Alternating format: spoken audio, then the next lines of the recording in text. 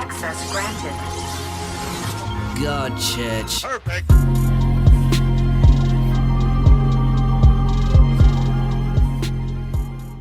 Hello everyone, here is the video that will further explain my thoughts on each visual novel I've played this year. I want to keep this somewhat quick, so let's just get into it, starting with honorable mentions. Itchwool. Stuff like this is like a hidden gem within the usual run-of-the-mill erotic visual novels found on the internet. This has some substance beyond the NSFW scenes to the point where I think this could stand without it in some cases. Charlotte and Valier's roots are funny, enjoyable, and just overall pretty good. Their characters have some depth to them and I've grown to care for them and their struggles. Yet, Charlotte's whole deal has been seen before, but it's a story I like to see. Worth downloading for them alone. The other two roots though are not as good, like, a good 3 points lower in quality. I might be giving this a bit too much credit, but most games in this style are utter garbage, so to see something even close to being good is a blessing. It's still not as good as the Starship NA or the ones we'll talk about later, but still good. Murder Most Misfortunate. Now this is what you call a blue ball situation, fellas. This game is amazing when it comes to its dialogue and the main character Misfortune, but for whatever reason, after 3 years of trying, I've finally got to the last part of the game only for it to crash on me, again. Those 3 years was me just trying to get it to open or play right. Makes me think this game is cursed or something. Shame too, because the quality is top tier, easy top 10 if not top 5 if it worked. Tales of Unity. Just like Itchwool, this has substance outside the NSFW scenes, but even better. This has world building that's actually somewhat engaging and fun to interact with characters. There are some hiccups here and there, mostly with the romance part, but overall one of the better 3D visual novels I've played. Also, Chummy is best girl, puts all other goblin girls to shame. Valentine Stories Necromancy. Great art and high potential for a very engaging game. Despite my distaste for boy love, this still got me excited to see where this story and world goes. Protea, like I said on the list, really short and sweet. Has really nice background world building that makes me want to see more of the world. The characters themselves are also not too bad, they have some potential to grow as well. I would love to see this expanded into a full-length visual novel. Limokin. A nice short relaxing visual novel. Nothing more and nothing less. Now on to the main list. 20. Made with Perfection, a nice short read about training your lovable maid to battle another battle crazy maid in order for you to keep your new luxury lifestyle and of course the maid's love. 19. Bloom for Me. This has incredible background and music that fits the atmosphere very well. It also tackles some pretty serious topics, but I think the thing that really holds it back is its length. It took me less than 30 minutes to finish, making this the shortest game on the list, not including honorable mentions. Considering the subject matter and the fact it uses characters instead of abstracts to convey the idea, I think the game should have been longer so there could be more time to get to know and care about the characters. That would have helped the romance and tension carry more weight. 18. Bewitched Hearts, a short, nice, colorful romance story with a magic twist. Nothing more to say, I enjoyed it for what it was. I think the ending choice was robbed of any tension because the only reason not to choose the bottom choice is because you want to get that 100 completion status. Irma is pretty cute and charming though, I like her. 17. Azabai. A nice short visual novel with a great atmosphere and writing that explores some heavy material. It hit for me personally, but it's still too short and the concepts examined I've personally explored deeper before. Because of this it did not hit as hard as it could have for me, but it might for you. I would accept it if you would place this higher, somewhere like 11. 16. Sakura Nova. It's a Sakura Nova game, so it looks really nice. The scenes are alright and the characters are fun to be around. Nothing too crazy, but I would say this is one of the better ones.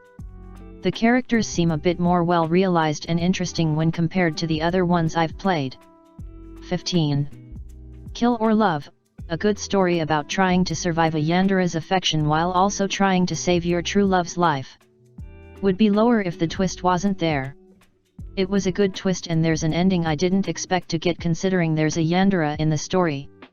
A very good read. 14. Evangelion, I already made a review about this, link in the description. 13. Salte, I should make this a full review because I have a lot to say about this game. The best things about this game is the opening movie and song, art, and overall production value. Other than that, there is a good deal wrong with this story. I'm more disappointed than upset. It's a story that has a lot of NSFW scenes of the forced variety but wants to justify it by its story and themes. Not sorry, but Euphoria and fucking Maggot Bates did this better and they have far worse scenes. When a visual novel has this high of production value when it comes to the art and animation, when a visual novel costs over 3 GB, I'm sorry, but I'm going to expect something special. So much passion was put into this visual novel, yet the story and definitely most of the characters don't live up to that effort. There's less breaks between sex scenes than Maggot Bates and the reason for it all hangs on the reveal being good. It was interesting but not entirely unpredictable. Maybe I didn't get it, but to me this story is a tragedy. Salte's life is not a comedy. However, the true comedy comes in when you take the entire situation revealed at the end into consideration. It's like our current world and society, stupid, naive, and evil people scurrying around making choices that in the end don't matter and just causes everything, even the small good, to blend into a jumbled chaotic mess. The irresistible train wreck is the comedy, not so much one person's life. Salte is actually too harsh on herself. Compared to everyone else, she was one of the more innocent ones. Not completely clean but justified in her actions and understandable choices. It's like the song says, life is so stupid. However, it's still an irresistible train wreck, and because of that it will occupy a space in my mind for a good while. If you're interested in a full spoiler review, then comment below because I don't think I got all my feelings out. Right now though, we have to move on. 12. Titan, I really like the title music of this game. Soothing, sad and nostalgic at the same time. This could have been much better. It had great build-up, likable characters and references to Greek books. However, the reveal at the end is bland when you consider the build-up. Still, I recommend this short read. 11. Fare Thee Well, it's a very well written simple story from Watercress. Considering the low production value when compared to some of the previous visual novels, this should be lower, but the writing and simple story is good enough to put it this high. Also, it doesn't have glaring flaws like some of the previous ones. Its simplicity and story idea won me over. 10. Space Pause, this visual novel is a welcome surprise. Like those mentioned in the honorable mentions, this is a game that at first glance is nothing but NSFW scenes, which a good chunk of the focus is of that. However, there are 4 things that make this stand out above the rest. 1. There is point-and-click gameplay which makes this visual novel more engaging when compared to others. It has puzzles that are oddly satisfying to do. It even has 2 playable battle scenes. 2. The likable cast of characters. They're not deep or anything, but they are just plain likable and fun to hang out with. Yeah, the NSFW scenes, which are animated, do take center stage, but outside of that there are still fun interactions. 3. The music fits very well and complements what's happening on screen. In particular, the bar music and especially the ending music, which makes me feel a certain type of way. Speaking of which. 4. The endings. Something about these endings really hits for me. The music and optimistic vibe about the whole situation is heartwarming and sweet. I'm generally very pessimistic, but these endings make me believe that maybe, somewhere in the grand expanse of fiction, humans can have a happy ending. In short, it's very hopeful. You might not feel the same way, but that's how I felt at the end of every ending, especially the harem ending. I would not mind a sequel to that, but I think I would prefer it to end on that high note. It might not have the production value of Salte, but it's far more enjoyable than most things below it, and the others it beats out with its own production value. Would be higher if the NSFW scenes didn't take up as much space, but that's my very subjective opinion. I'll take substance over that any day, but if that's not a problem for you, I could see this being number 9 easy. Overall, a very enjoyable experience. 9. A Field of Flowers and Stars, a short and sweet Yuri story. The English voice acting, the more enjoyable focused story, and likable cast put this above Fare Thee Well and Space Pause for me. I like Fare Thee Well's story and concept more than this, but the overall enjoyment and, let's not forget the higher production value, when comparing to Fare Thee Well, helps this narrowly edge out the rest. The only real problem I could see was maybe the romance, they were a bit quick to fall in love. Not a big problem, but it's something. 8. Devilatheon, an even more enjoyable read, a really cool concept, great music and art. This visual novel held strong to this spot once it took it.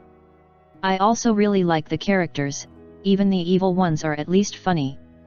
Considering its length, I consider it the best short visual novel on the list and definitely worth your time. I highly recommend this visual novel. 7. Ascendant Hearts, I think there will be a pattern forming here. I mostly just enjoyed the next few visual novels more than the last. Nothing is really solidly better than the last besides it being more funny. It actually reminds me of Konosuba sometimes. I also like the jabs at the clichés in fantasy and quest systems. All delivered by some pretty likable characters. The story itself is an isekai though, so maybe stay away if you hate that. I think that aspect is done well enough to care for what's happening. 6. Three Guys That Paint, yep, nothing much to say besides, I really enjoyed this. It has that whimsical charm that made me feel like a kid again, and it has a unique art style that complements that feeling. Overall, a great read that is a bright spot in an otherwise doomed year alongside Space Pause, Ascendant Hearts and A Field of Flowers and Stars. Morwenna, another candidate for Best Girl, single-handedly brought this to number 6. Without her this would be at number 9. 5. Rising Angels Judgment, another chapter in the Rising Angels story, of course this would be high. Sadly though, the art style has changed and not for the better. It's not awful, but it's just not as good as the previous ones. It's especially clear in the CGS, the quality and number. I can still deal with it, and sometimes it looks really good, so it doesn't lose many points for it. The story adds new characters and more interesting world building, mostly through the eyes of Keika, who the story focuses on instead of Nate. She pretty much steals the show for me, again. I'm excited to see where it goes from that cliffhanger. More please. Still, you will be lost if you play this one first, so I would highly recommend the entire series. 4. Offcuts, despite this game still being in development, I had the most fun and laughs playing this one. The characters are very likable and not bland either, despite one or two falling into cliché territory. There's action, believable enough romance, and just honest fun. It's not that complex or deep. The story isn't that special and the art is 3D, take that with what you will. It's just a fun and enjoyable experience for me personally, so much so that I couldn't put this lower. I might actually have nostalgia for this game in the future, another place I can visit to hang out and relax. Maybe it won't be like this for you, but it won't hurt much to try it out. 3. Lake of Voices. Despite me not enjoying this as much as some of the ones below, I have to put this at 3 for its incredible art, eerie atmosphere, pretty well-rounded cast, a good dub, its concept, and the many endings that show the consequences for your actions. Just a really solid visual novel in all departments. 2. Venus Blood Frontier. Okay, I actually played this last year, finished it near the beginning and wrote this near the end. My memory about this game could be better. Despite that, I'm confident that this deserves to be number 2. It has the second best story when you play with morals, has lovable characters when you play with morals, the best production value on this list, great music, and engaging gameplay and action scenes. However, most of my enjoyment does come from playing the good guy. This game can get very disgusting and dark when playing evil.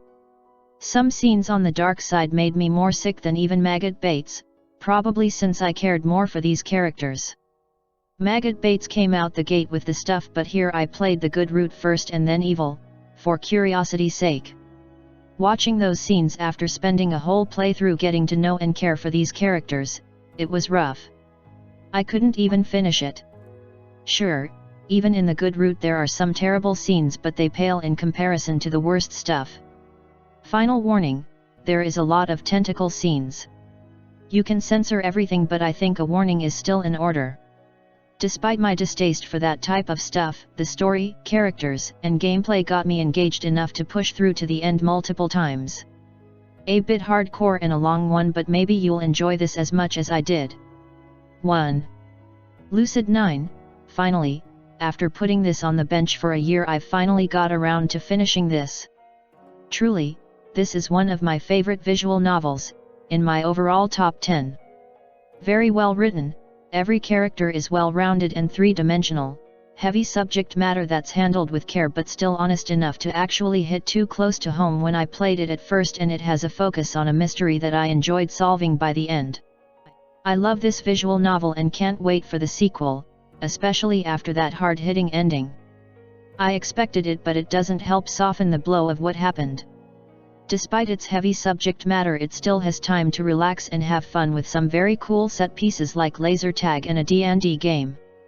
It's also home to the best girl of the list, Elizabeth, which says a lot when her competition is Thor from Venus Blood, Melissa from Offcuts, Kika from Rising Angels, and Morwenna.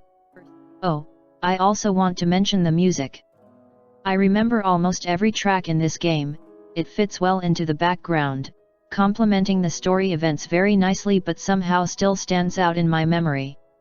I don't know how they did it, maybe the absence of voices helps. Overall, an amazing experience that I won't forget anytime soon. Okay, that's my review for all the visual novels I've played this year. I can probably go more in depth for some of them, but this is long enough as it is. If there is one you want me to go more in depth about, then comment below. With that, I'll see you next year. Lay down your troubled mind, please.